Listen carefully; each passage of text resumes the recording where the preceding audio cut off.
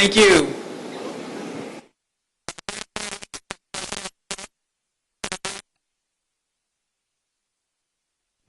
We just completed a truly historic flight, the first ever commercial flight from Israel to an Arab Gulf country. This hopefully will be the first of many. I want to thank and congratulate the Crown Prince, His Highness Sheikh Mohammed bin Zayed, my friend, on his leadership and courage. Last year he celebrated the Year of Tolerance and welcomed Pope Francis to the Gulf. And this year, he welcomes Israel. Mohammed bin Zayed is truly leading the new Middle East. Also historic was the Kingdom of Saudi Arabia granting permission for this Israeli commercial flight to use its airspace. This is the first time that this has ever happened. I would like to thank the Kingdom of Saudi Arabia for making that possible. On the plane, we asked the pilots to fly faster, because there is great urgency between the people of both countries to break down old barriers, to get to know each other, to form new and hopefully very deep friendships. While this peace was forged by its leaders, it is overwhelmingly desired by the people. The very few who have been critical of this peace agreement are the ones with a long track record of failure and trapping their own people in misery and poverty. They exploit division to maintain power, but their rhetoric has grown tired and the region is breaking free from their grip. The Middle East is filled with brilliant, industrious, tolerant, and innovative people, and the future belongs to them. I ask everyone today to join us in celebrating this peace and to help us expand it throughout the region and the entire world. Thank you very much.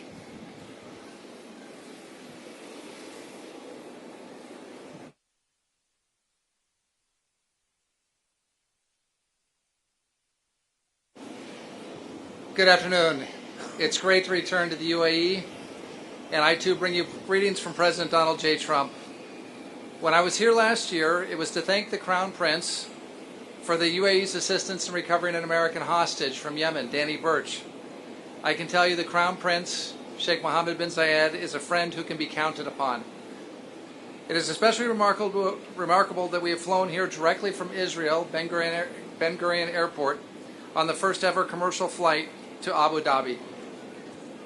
This flight was made possible by the UAE's recent historic agreement with Israel, the Abraham Accords, which normalized relations between America's most reliable and most capable partners in the region. These two great nations are beginning the process of exchanging ambassadors and are cooperating in a broad range of fields, including finance, education, healthcare, trade, and security. This will unleash economic growth in both countries. The combination of Israeli know-how and high-tech and the UAE's capital and financial centers is going to create something very, very special in the Middle East.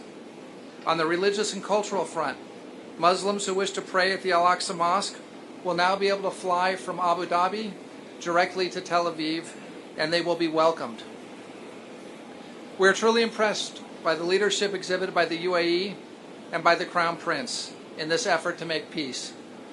Without his vision and without his courage, the Abraham Accords would not be possible. This agreement represents the most significant step toward peace in the Middle East in over 25 years. At long last, nations are putting aside old ideas and old grievances and embracing a better future, a future of shared interest and shared goals. Working together, the UAE and Israel will be more secure than ever. Together they'll form a united front with the United States against Iran. We believe that additional Arab and Muslim countries will soon follow the United Arab Emirates' lead and normalize relations with Israel. This trend will put the region on a truly transformative path of stability, of security, and of opportunity. Thanks to the courage and leadership of Crown Prince Sheikh Mohammed bin Zayed, Prime Minister Bibi Netanyahu, and President Donald Trump, a new era has truly begun for our three nations. And these leaders will now be known throughout history as peacemakers.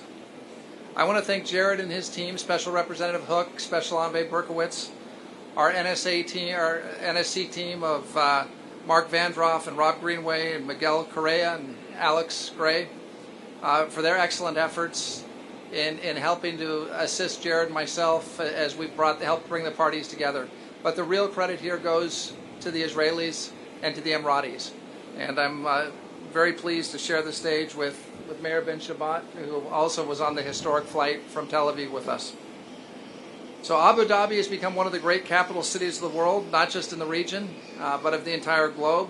I'm truly looking forward to my stay here in the Emirates and working with my Emirati and American and Israeli colleagues. Thank you. May God bless the UAE and may God bless America.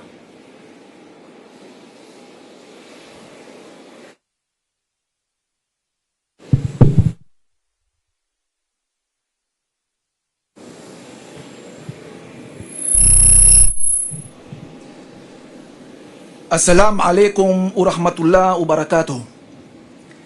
أنا فخور وفرحان جدا بوجودي هنا كرئيس الوفد الإسرائيلي. وصلنا هنا من شان تحويل الرؤية إلى واقع.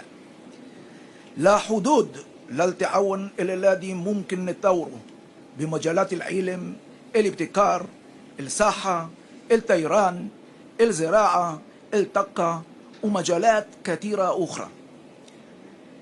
ندعو دول أخرى للمشاركة معنا بعملية صانع السلام من أجل كافة شعوب المنطقة.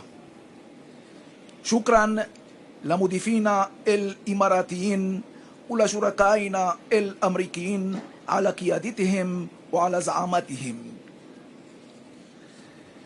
אני נרגש לעמוד בראש המשלחת הישראלית הרשמית לאיחוד האמירויות הערביות. הגענו לכאן נציגים בכירים של ממשלת ישראל ואנוכי הדל בטיסה מסחרית ישירה היסטורית. הגענו לאור יום ולעיני כל במטוס הנושא דגל ישראל ביחד עם ידידינו האמריקאים אשר להם תפקיד מפתח בכינון השלום.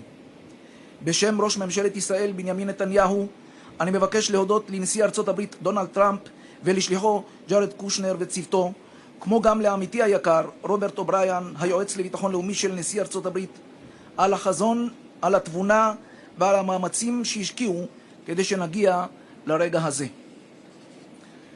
רבע מאה חלפה מאז נחתם הסכם השלום האחרון בין מדינה ערבית לישראל.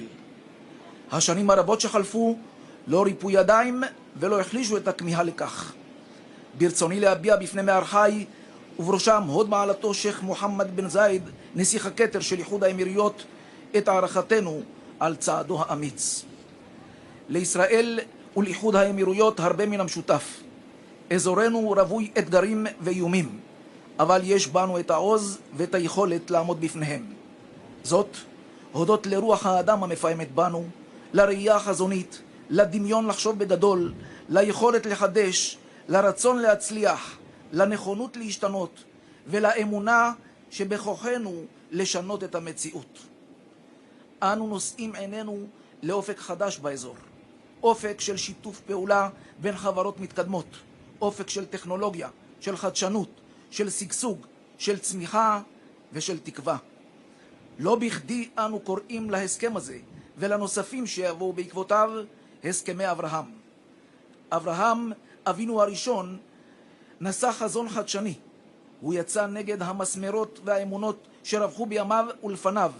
ייסד את האמונה באל אחד, האל שהבטיח לו להיות מקור הברכה לכולנו, ונברחו בך כל משפחות האדמה.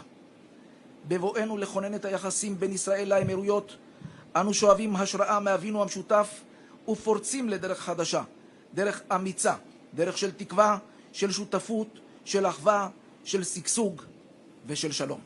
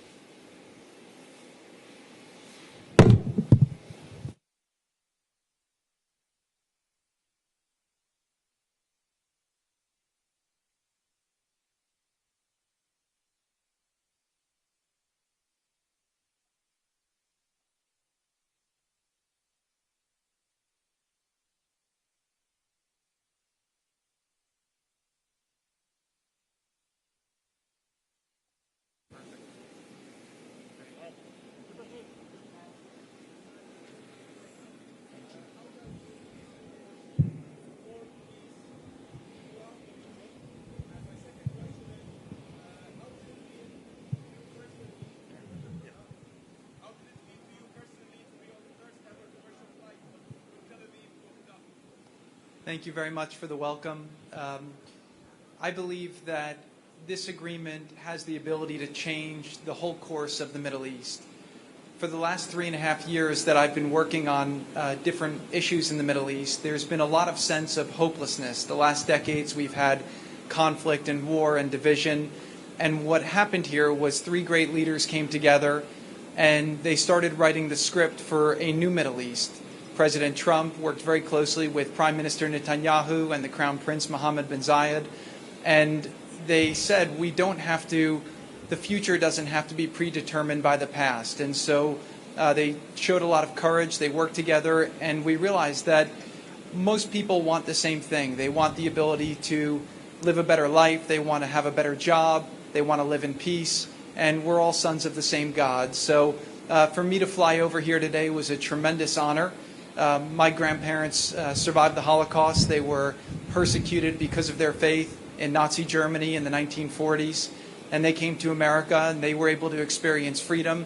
And that enabled them to live the American dream and have a great life. And I'm very fortunate today to work for a great president of the United States, and to be a part of this delegation that took this historic flight shows that barriers that exist can be broken if we only have the courage and the optimism and the vision to see them through.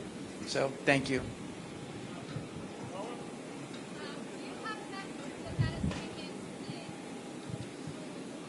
The message that we carry for the Palestinians is also one of hope. We've done a lot of great work to lay out a pathway for them to improve their future. We've put an offer to their leadership on the table that will enable them to have a state and self-determination and an economic plan that could revitalize their economy. But we can't want more peace. We can't want peace more than they want peace. And so when they are ready, the whole region is very excited to help lift them up and move them forward. But they can't be stuck in the past. They have to come to the table. They have to figure out, how do we do something that benefits everybody and allow everyone to move forward? So again, peace will be ready for them and opportunity will be ready for them as soon as they're ready to embrace it. Thank you.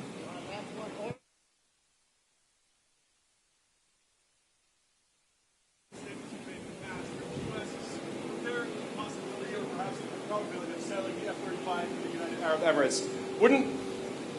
Wouldn't that give two countries a QME in the Middle East, and would that defeat the purpose of the QME? And would you consider selling the F-35 to other countries in the region if the circumstances were right?